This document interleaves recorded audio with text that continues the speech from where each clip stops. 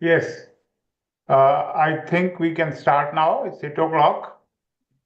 I invite Dr. Siraj, the chief, well known to all of us, and the chief of the uh, regional nodal center in Manipal, and now currently I think he's in Oman. Over to you, Siraj. He will be speaking the Dr. Praveen's biodata. Thank you, Dr. Sanjay. Um, it's an honor to introduce Dr. Praveen, who is going to deliver the oration today.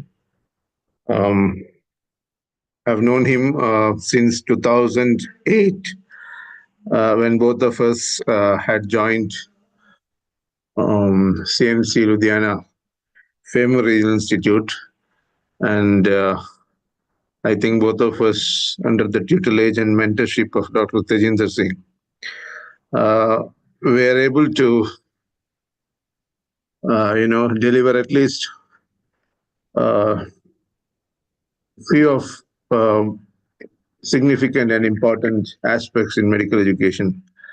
And Praveen, especially, I see him inducted into the National Medical Commission, which probably with the new curriculum was a game changer for the medical education in the country. Many of you know Praveen through different fora as a distinguished anatomy professor, as someone who has been guiding uh, aspects related to CISP of NMC, and also as a very ardent, passionate medical educationist. Sanjay, you can hear me, right? Yes, sir. You're Okay, yeah. Before I invite him for this oration, let me briefly introduce based on what you are seeing on the screen. It is just a part of Praveen. Praveen is much more than what you see on the screen. His accomplishments are much more. But this is just to cite a few in terms of his achievements. So he is affiliated to Pramukh Swami Medical College, Karamsad, and many of us know this college because they had hosted one of our national conferences in health professions education. Currently, he is also a member of the committee of the National Medical Commission, which reviews the minimum requirements for admission regulation. And he has been a part of the NMC executive committee that was mainly involved with faculty development programs, which again is a backbone of any initiatives that you start in medical education. He has served in a number of expert groups, convener of the PG expert group in anatomy, and a part of the task force for implementation of the competency-based undergraduate curriculum. And he was also an expert group for preparing the learning resource materials in the past and for monitoring the first year medical program in the websites of the council. He is a member of the National Board of Examiners, constituted by Specialist Board of DNB in Anatomy. And being a very key resource faculty and the convener of the National Medical Commission Nodal Center at Pramukh Swami Medical College in Gujarat. He has been actively involved and implemented these programs along with the coordinator, Dr. Himanshu. He's also a famous fellow, as I told you, in 2008. That's where I met Dr. Praveen.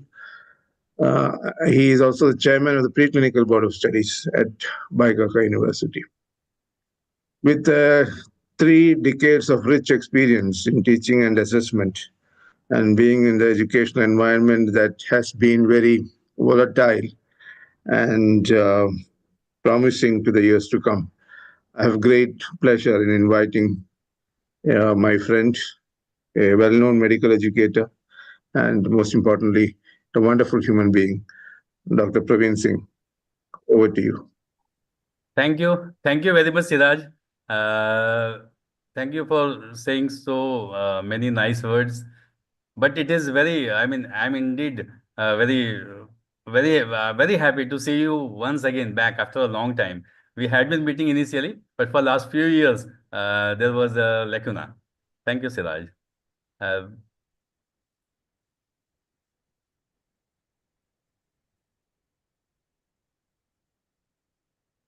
is the screen visible? No, not yet. Not yet. Okay, just a minute.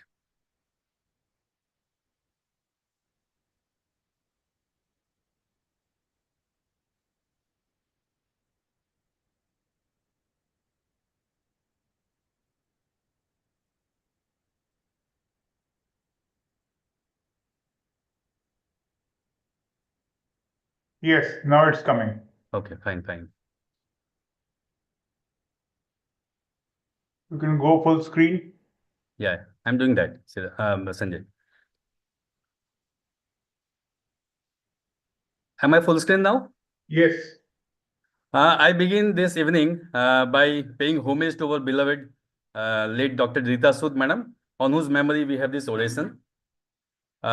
Respected senior teachers, uh, senior medical educationists, and my dear friends in health professional education. At the outset, I am indeed thankful to MU India, Dr. Sanjay Bedi, Dr. Tejinder Singh sir in particular, Dr. Avinash Ube sir, who have been mentors to me, and many others in the fora who I'm saying have mentored me in my this journey of medical education. If we move further, as you all know, the topic for today, which I've chosen, is integrating concept of gender in health professions education. The session intends to talk about concept of sex, gender, and sexuality. Sex and gender as determinants of health, importance of including concept of gender in HPE, and ways to integrate the concept of gender in HPE. Now, most of us have the concept of sex and gender in the way that they are interchangeably being used. They are similar, rather they are same. So if we fill up some form or something, sometimes the form mentions that you write your sex, sometimes it mentions write your gender. But no, it is not that. Sex is biologically determined, while gender has got a social influence. There's a big difference between them. Both sex and gender, they independently impact disease progression, treatment access, health outcomes, and overall health. Gender is a social determinant of health. Gender roles influence exposure to health risk, healthcare, access, and health-seeking behaviors. If we see one or two examples, a woman may delay seeking healthcare due to needing family permission. Man may engage in riskier behaviors due to societal norms emphasizing strength and toughness. So maybe this is gender. Let us see few statements and try to answer whether the statement is about sex or gender. Women are biologically more likely to experience complications during childbirth. Sex. The answer is sex, as it is biological and it is going to remain same for the lifetime. Men are more likely to engage in high-risk behaviors, such as reckless driving. Now, this is gender, because this has got a societal influence. All men are not like that. Life expectancy is generally shorter for men than for women across most countries. Again, gender. Women often need permission from family members to seek health care. Again, gender. And last one, women are more vulnerable to intimate partner violence. Again, gender. So if we see, other than the first, all the other statements have got societal influence and societal attachment. Now, if we see this slide, sex is biological. This we can see here, and refers to physical characteristics like chromosomes, reproductive organs, and hormones. These factors influence biological functions and disease susceptibility.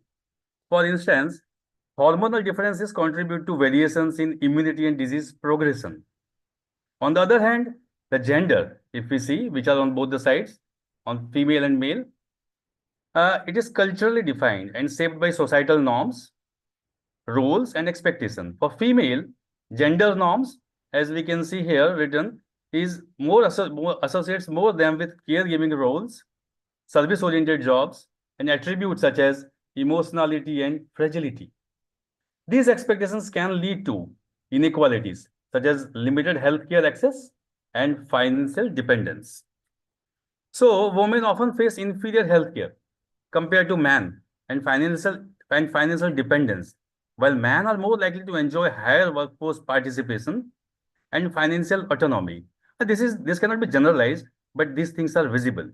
Recognizing this difference is essential. This is what I want to emphasize. It is essential for designing gender-sensitive intervention that will address both biological, that is sex, and gender, which is societal influence on health. Now, how does gender produce different health outcomes? Biological susceptibilities and vulnerabilities naturally affect health outcomes. For example, women are more likely to develop osteoporosis due to hormonal differences, while men tend to have higher risk of heart disease at a younger age. But purely biological differences, which we saw between man and woman, are not enough to explain the varying pattern of disease. For instance, women often experience different heart attack symptoms than men, which can lead to misdiagnosis, which probably all of us might not be knowing, not solely because of biology, but due to gaps in medical understanding and awareness. Societal norms and life opportunities for men and women, they also play a significant role in shaping health outcomes. In many cultures, women may have limited access to healthcare or nutritious food, affecting their overall well-being. Health differences between men and women also go beyond just sexual and reproductive health or biology. So, does gender matter in health? Yes, both sex and gender play a significant role in shaping the health of men and women. Biological differences and social factors contribute on how men, women, and LGBTQIA people experiences health differently. LGBTQIA, you must be knowing, it stands for lesbian, gay, bisexual, transgender, queer, intersex, asexual, and some still to be defined. For that, plus is denoted. So if we see them, for example, health status, it varies across genders. Men are more likely to suffer from heart diseases, while women are more prone to autoimmune disorders. Gender also influences exposure to risk and vulnerabilities. Men are more likely to engage in high-risk occupations like construction, while women may face higher risk of domestic violence. Regarding access to and use of health services, that can also differ. Women may face barriers in accessing healthcare due to cultural restrictions, while LGBTQI plus individuals may avoid healthcare settings due to fear of discrimination. Health-seeking behavior, if we see, that varies too. Men often delay seeking medical help due to societal norms about masculinity, while women may be more proactive about preventive care. For experiences in healthcare setting, that can also differ by gender. Women's pain is sometimes taken less seriously. And LGBTQI people may encounter bias or lack of understanding from healthcare providers. All these factors contribute to distinct health and social outcomes among different gender groups. For instance, women may live longer but with more chronic conditions, while men might face a shorter lifespan but with more fatal health issues. The table presents here, if we see gender, it affects health. Gender inequality, what we can see in this slide, it directly impacts health outcome and creates disparity between men and women. Societal expectations, role and norm, they shape behaviors, opportunities, and access to resources, often to the detriment of health. For example, a teenage boy might lose his life in a preventable accident because societal pressure encourages young men to engage in risk-taking behavior to prove their stoicness. On the other hand, a woman may face barriers to accessing critical maternal health care because it does not have control over her household finances, a reflection of entrenched health risk. So, for instance, a woman, and lastly, you can see in the below mentioned column that a woman are often unable to insist on condom use due to unequal power dynamics, increasing their vulnerability to HIV, especially in contexts where extramarital relationships by husbands are socially tolerated. So, if we see link between gender and health, the table presents a detailed outline suggesting the link between gender with example. For example, for risk and vulnerability to infection in healthcare, for cardiovascular disease, women often experience different symptoms of heart disease compared to men, which can delay the diagnosis and treatment. For perception of health needs and appropriate forms of treatment, men and women often perceive and report mental health symptoms differently. Women are more likely to acknowledge emotional distress and seek help, while man might underreport symptoms due to societal expectations again to be stoic. Regarding access to health services, women, as we know, may have limited access to maternal health services due to geographic, economic, and cultural barriers. For consequences or outcomes from disease, women with breast cancer often face different treatment outcomes based on the stage at diagnosis, and that can be influenced by access to screening and appropriate timely medical care. For social consequences as a result of ill health, chronic illness can limit women's ability to work, again leading to financial instability. Some more examples, if we see for cardiovascular disease, a gendered perspective, women are underrepresented in cardiovascular research. For COVID-19, for gender and sex impact, here biological susceptibility, or if we see sex as a point, men have weaker immune responses, increasing infection severity. For road traffic accidents, we know it's a gendered risk, high mortality among young men due to employment in driving and transportation jobs. Also, sometimes higher alcohol consumption and its role play a role in unsafe driving. For occupational health risk, men are at a greater risk of diseases like asbestosis from construction work, while women have higher risk of domestic fire-related injuries due to unsafe cooking fuels and even domestic roles related to that. Now here if we see, we have a complex chart with those examples and with the knowledge of sex and gender which we have. They are not simple. It is actually complicated. If we see this slide, the image illustrates the complex pathways through which gender impacts health outcome. On the extreme left, if we see, it is comprehensive framework that begins with biological sex, which includes genes, genital, and hormones. And then it moves through gender system, where family, institutions, community, structure, and policies come in picture. And then gendered social positions, ultimately leading to health inequities. The diagram highlights how structural and social determinants of health, including factors like race, class, age, ability, intersect with gender.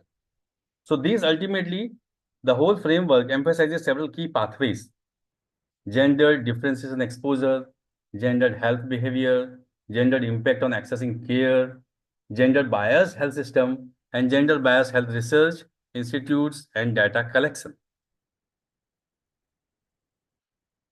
If we see gender identity and expression coming out of the gender, even micro analyzing it, gender identity is how one personally identifies, while gender expression is how one presents themselves to the world.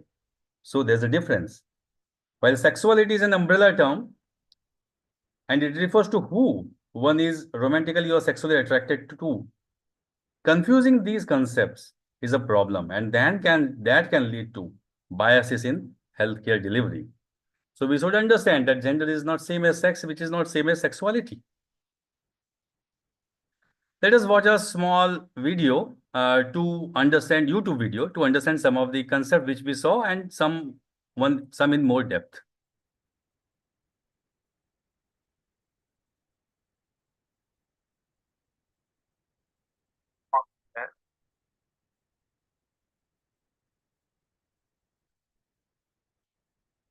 But I'm non-binary, but I'm a girl. It's such a boy or a girl. Girls are weak. Usually external genitals of an individual. Society sees the individuals within the binary of female and male, but gender and sexuality are not limited to these terminologies. For that matter, these terminologies aren't even correct representations. What is gender and sexual identity? Why do they exist in a spectrum? How to navigate questions about sexual identity and preferences and challenge the conservative belief. In this video, we unpack all these questions. The difference between gender and sexual identity. Gender identity is how a person identifies and sees themselves. A person can identify as a man, woman, trans person, gender. Sexual identity is based on who they are attracted to. Someone of the same gender. It is important to respect and understand this range of sexual and gender identities while talking about comprehensive sexuality education and sexual and reproductive health, existing in a spectrum. We have all heard the term that gender and sexuality are fluid and exist in a spectrum. Let us try and unpack and understand this. Understanding sexual identity and gender involves understanding of what changes. Praveen, can you increase the volume a little bit? क्या हुआ? थोड़ा सा volume बढ़ा सकते हो? अभी मैंने maximum भी कर दिया है. Okay. On the well-being of the individual and talking about one's choices and sexual partners, expressing one's sexual identity, among others. Society prescribes certain cultural rules that are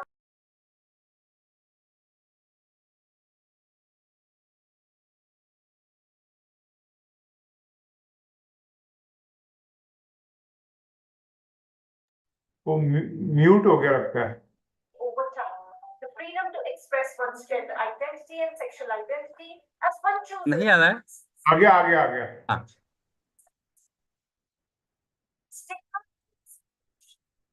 In India, society, as well as the school curriculum, is not well informed with the correct understanding of gender and sexuality.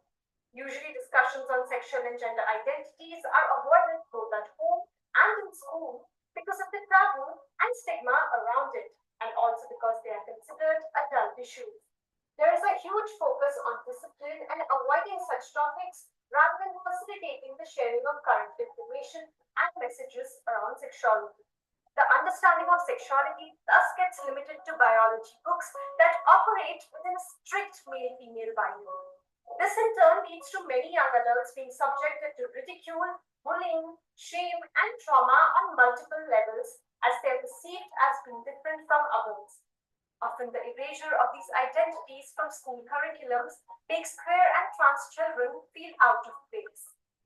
This not only curbs their basic rights to freedom of expression and bodily integrity, but also has many long-standing implications on their self-image and identity. Challenging the discrimination. We need to understand that shielding young adults from conversations around sexuality does more harm than good. There is a need for giving them the vocabulary to understand themselves and their emotions from an early age. Contrary to popular belief, children begin to develop an idea and understanding of their gender and sexuality from a very young age. Therefore, it is important for all stakeholders, parents, teachers, institutions, and policymakers to be accepting and keep themselves informed of the prejudice and the diversity in gender and sexual identities, as well as have the correct information. Young adults should have access to reliable and correct information and not vague and incomplete knowledge. Understanding gender and sexual identity is primary for empowering individuals to make healthy and informed decisions. A huge part of understanding sexuality and gender involves acknowledging that gender is a social construct. It is of prime importance to challenge these ideas every step of the way and unlearn the problematic teachings of gender and sexuality. If you like this video, make sure to like, comment, and share. And don't forget to subscribe to Feminism in India for your dose of BC intersectional feminist content.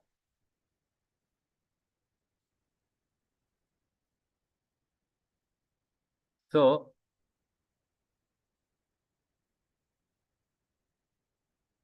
sorry, I'm just trying to.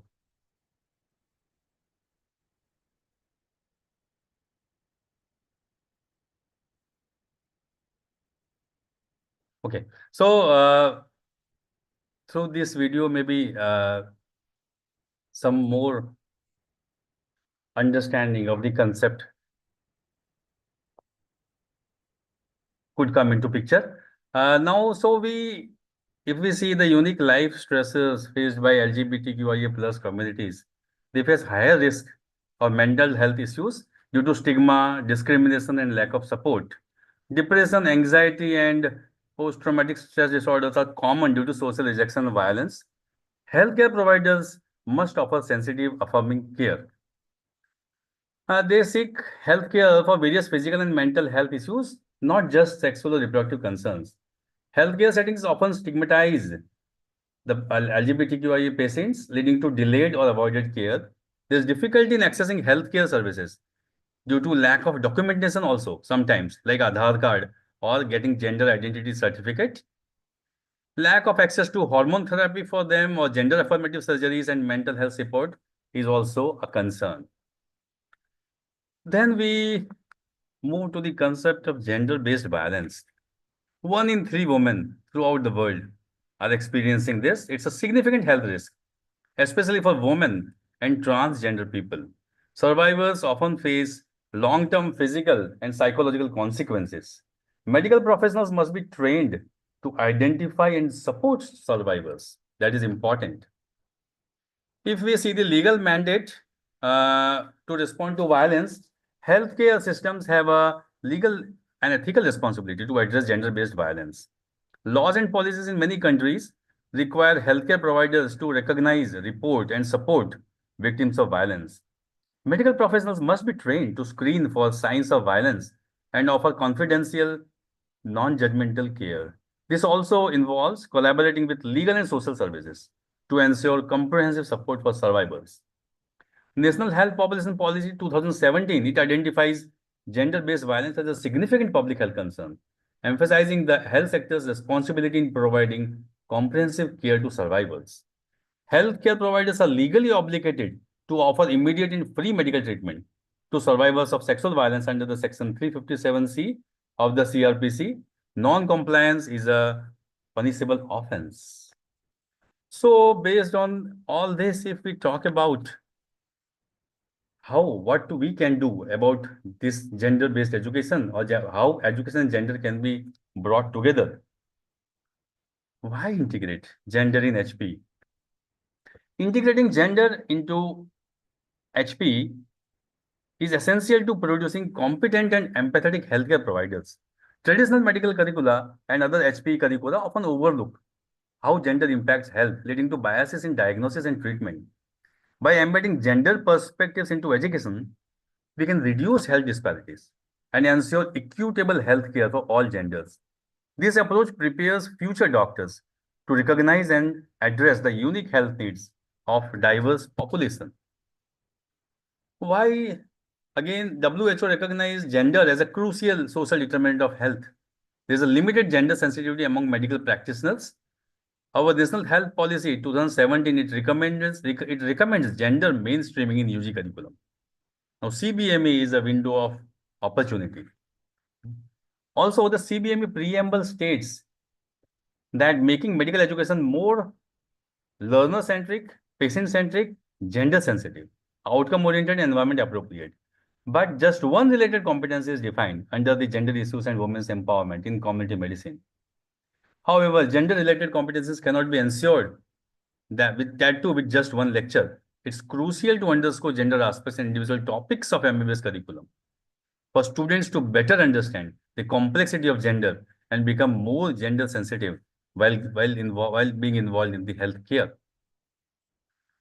If we see certain gender stereotypes in HP, there's a preconceived notion about roles, behaviors, and abilities of individuals based on their gender. And this leads to biased treatment decisions. For example, there's a problem with overall recognizing women's pain or over medicalizing man's issues. There's a stigma and judgment affecting care for survivors of domestic violence or sex violence or LGBTQ individuals and marginalized groups. Medical curricula often perpetuate stereotypes through gender blind or biased content. There's a lack of focus on social determinants of health, and gender equity exacerbates systemic issues. Some examples in clinical practice: women are often labeled as emotional or hysterical when they present with pain, while men are discouraged from expressing their mental health concerns due to strength stereotypes. LGBTQIA patients, again, they face misdiagnosis or denial of care due to prejudice. There's also impact on healthcare professionals. Female doctors often stereotyped as caregivers and undervalued in many leadership roles. Male nurses may face stigma in a traditional female-dominated role. So, some common gender stereotypes, if we see in HP, all men are doctors and all women are nurses. Surgery are not appropriate fields for women as they will not be able to deal with corpses or undertake surgical procedures. There are mostly male orthopedic surgeons, as the procedures are believed to require physical strength. Women doctors are unable to do field work or research work. Male doctors should not take obs-gynae. Preventive and social medicine is best for women doctors. So we can see that there are gaps in medical education which are leading to gender insensitive practices. If we can identify those gaps, there's a minimal integration of seeing some headings. There's a minimal integration of gender and social determinants in curriculum. There's limited training on gender-based violence and ethics. Students are because of that unprepared to handle sensitive cases with empathy and professionalism.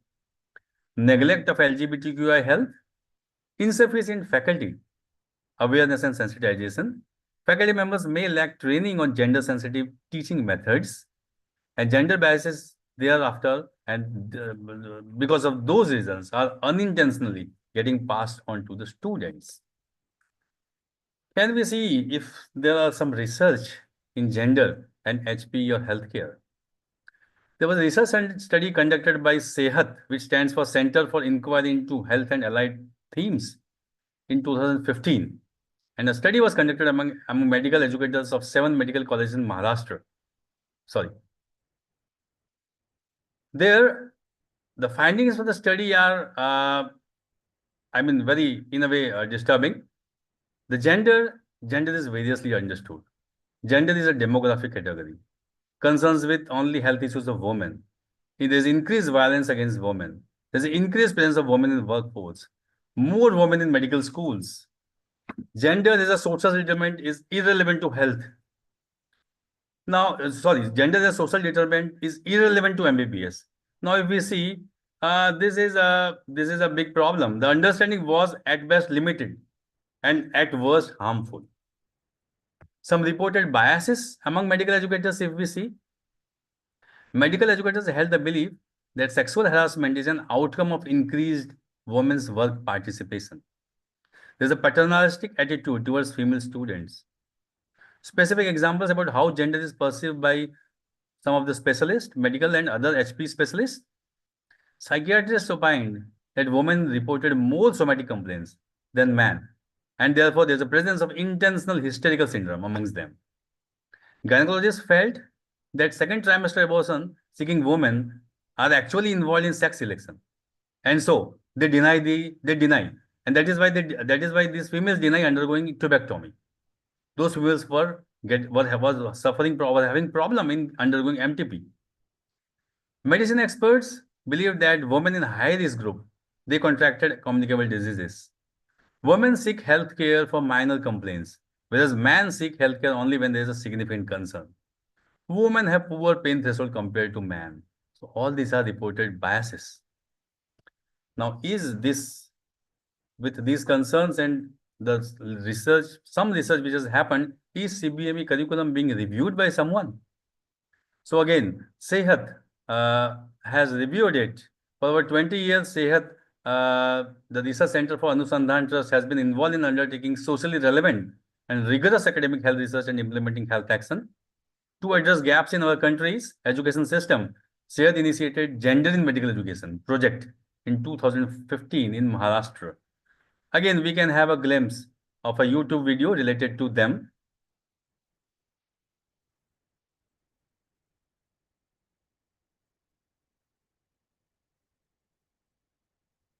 Medicine as a field has long been critiqued for being gender biased and not accounting for social determinants that shape health conditions, access to healthcare, and health outcomes.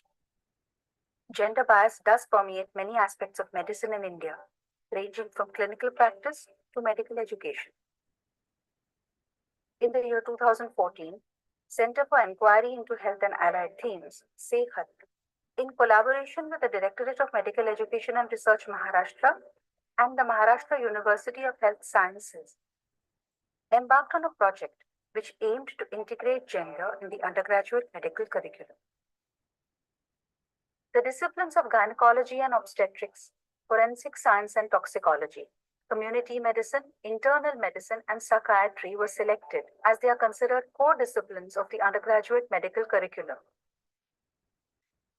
Medical educators were trained to integrate gender concerns into their teaching, make revisions to the curriculum, and spearhead the implementation of the revised curriculum. Assistant professors and associate professors from 6 rural government medical colleges and 1 private medical college were selected to become change agents. The participants played a key role in co-constructing knowledge. Lots of case studies, debates, and role play were employed to make the learning dynamic. All of this happened within regular teaching and working hours, so as not to add to the burden of these professors. A study was also undertaken to assess the project's feasibility. Was it possible to implement within the stipulated lecture time? Would students attend these lectures?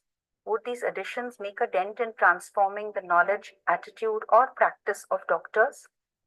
The answer to all of these questions was a resounding yes. So I'm going to read some sentences, and for that particular sentence, you are supposed to tell me, is it sex related or is it gender related? Women menstruate. Sex, biology. Very good. Men are better at playing cricket than women are. Remember Smriti Mandhana, right? Women are gentle by nature. Gender, they are trained to do that, isn't it? The woman who is not gentle, immediately we start to array kapli mil gaye, right? Men cannot do housework and men cannot control their sexual drive.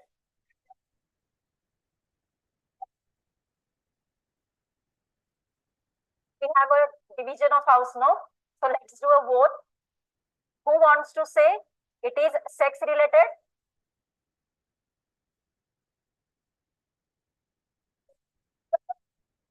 So you have change of mind. So are you sure it is gender related?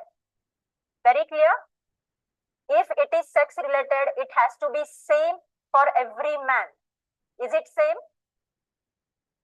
Medical educators accepted these gender integrated modules wholeheartedly because they found them complementary to the existing syllabus. Student attendance improved, and the entire training process resulted in a dramatic change in the mindset of the core group. The university had decided that they're going to incorporate gender sensitivity into the curriculum and begin at the grassroots levels with first-year students so that it happens. And we were happy to associate it with an NGO, Sehat, for this. If I have 150 students passing out every year, then they're going to work in the 50 other medical colleges in Maharashtra and maybe 500 medical colleges across the country. So if they have picked up even a bit of a spark, then that student is my ambassador there and also the ambassador for this cause. I was a gender blind when I was groomed as a postgraduate student, as a faculty. But since last 4 years now, we are gender sensitive. If I apply a gender lens to my further teaching, definitely I can do the justice to the students and the women also. And this is what the change we brought in our department. But still, the medical education, now also the books, they are not gender sensitive. There are many books which are having still gender blind sentences. That has to be changed. The Academic Council of Maharashtra has reviewed and approved this gender integrated curriculum, and a directive for implementation of the gender integrated curriculum has been issued in 2018 to medical colleges across Maharashtra. Till date, 300 doctors have been trained, and they in turn have transmitted this knowledge, attitude, and practice to their students, to nurses, and of course, their fellow doctors. A positive beginning has been made. Moving forward will require many more champions within each and every medical college.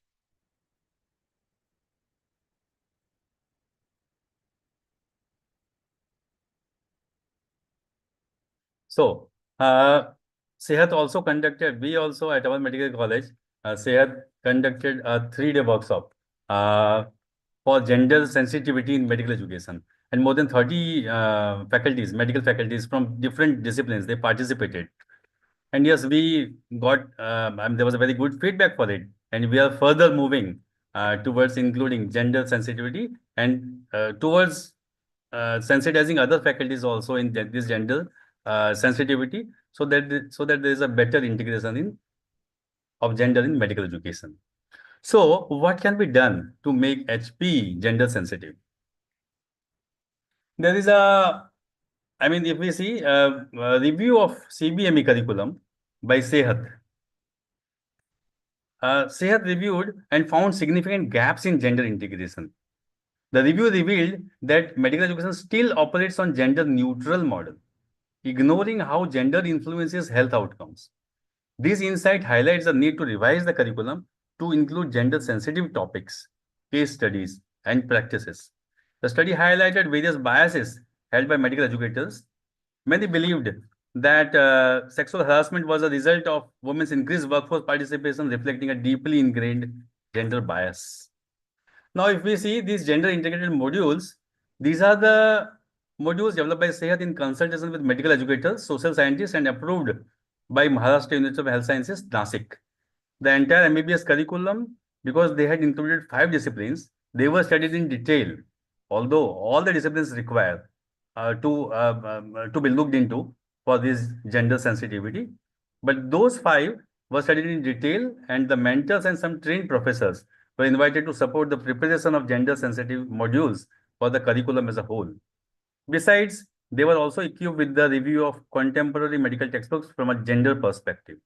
Gender-sensitive content for all the semesters of FMT, Medicine, PSM, Obgyne, Psychiatry, and MBBS program was prepared through this collaborative process.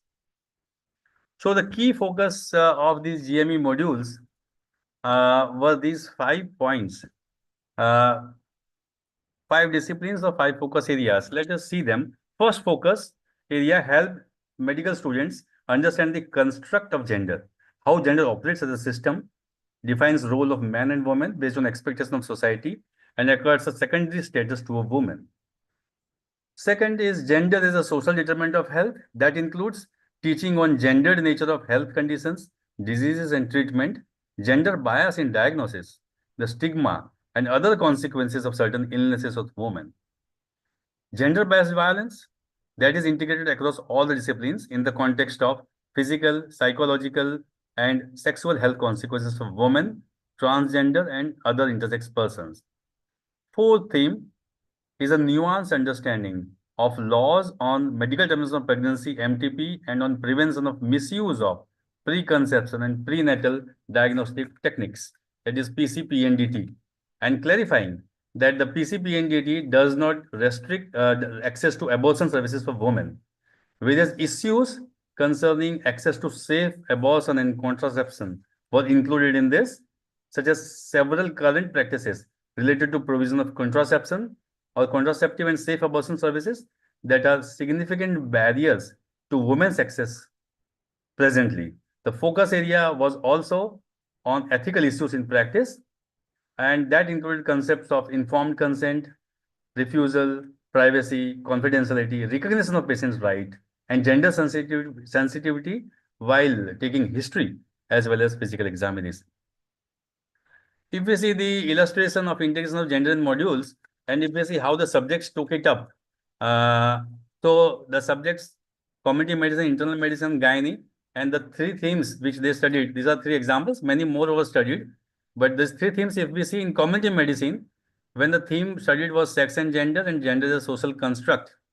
The gap in current teaching was biological differences between man and woman, sex-specific diseases, sex as disaggregated data, and gender as SDH was not mentioned. Steps taken to engender were the differences between sex and gender, made clear concepts of patriarchy, gender norms, roles, effect on health, delivery of gender-sensitive healthcare. In internal medicine, the theme chosen was gender, social determinant of health. There was no mention of gender as SDH and how discrimination affects treatment seeking. To engender, the steps were emphasizing importance of gender as social determinant of health through examples of tuberculosis, HIV, and malaria. For obs-gynae, the theme was abortion, issues of contraception, and sex selection. The gap was that there's a conditional provision of second trimester abortion presently. Sex-selective abortion focused only on married women. Contraception, sole responsibility of women. So that the steps taken to engender them were understanding reasons for delay in reaching hospitals by female, hence not necessarily linked with sex determination, questioning coercion for use of contraception, delinking marriage and sexual activity. So, how do we begin the journey of making our HP gender inclusive?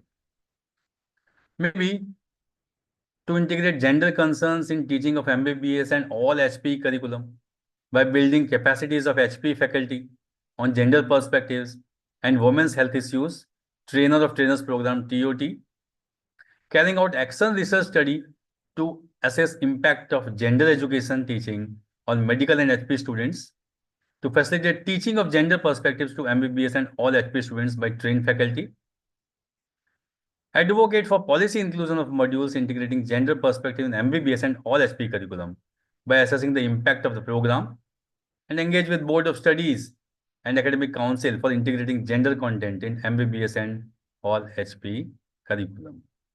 So what we saw in the whole session was the concept of sex and gender, how one is biologically related, how the societal influence is there.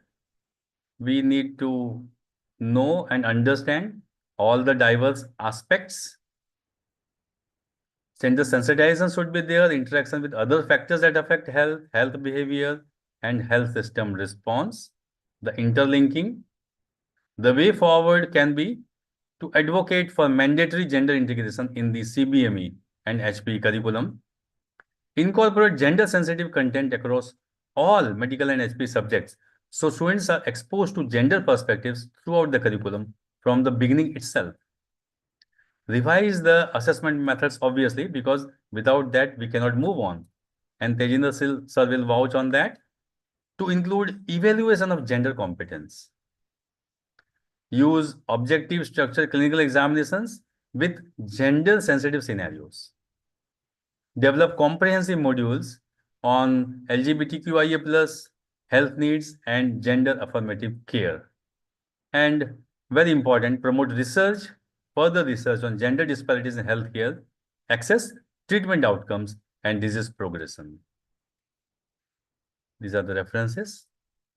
And thank you very much for giving me this opportunity to present this topic before you. Thank you.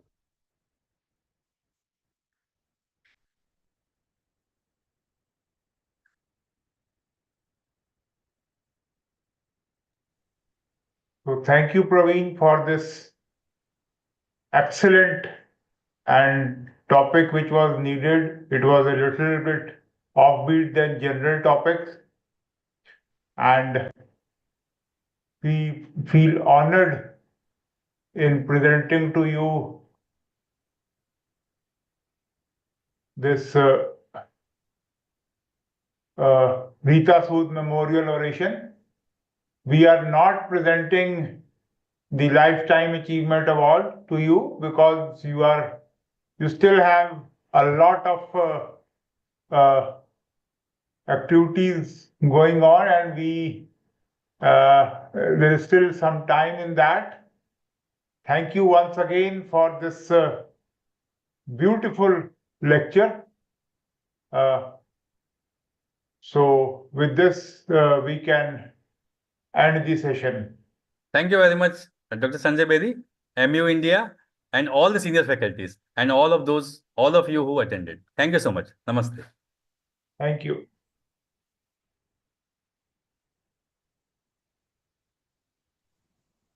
The recording of